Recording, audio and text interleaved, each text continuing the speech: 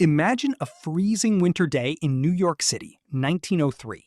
A woman named Mary Anderson is riding a streetcar, watching the driver struggle through a blinding sleet storm. Because the ice is caking onto the glass, the driver has to keep the front window open, shivering in the cold, or stop the vehicle every few minutes to manually wipe the windshield by hand. Passengers are freezing, traffic is stalled, and the danger of an accident is everywhere. While everyone else was complaining about the weather, Mary Anderson was doing something very American.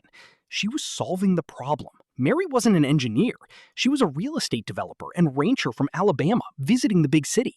But she possessed a sharp, observant mind. She sat there sketching a solution in her notebook, a swinging arm with a rubber blade that could be operated from inside the vehicle by a lever. This wasn't just a gadget, it was the birth of the windshield wiper. When she returned to Alabama, she hired a designer to create a working model and successfully secured a U.S. patent in 1903.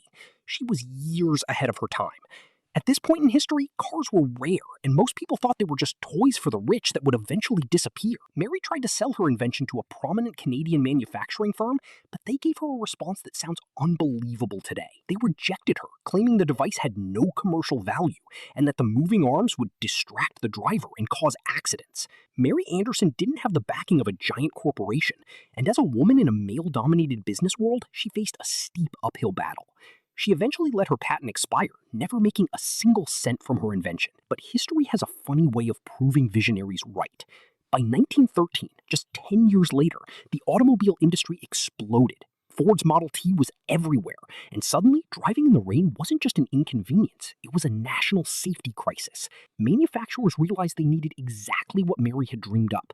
By 1922, Cadillac became the first major car company to make windshield wipers standard equipment. Today, billions of vehicles across the globe use her basic design.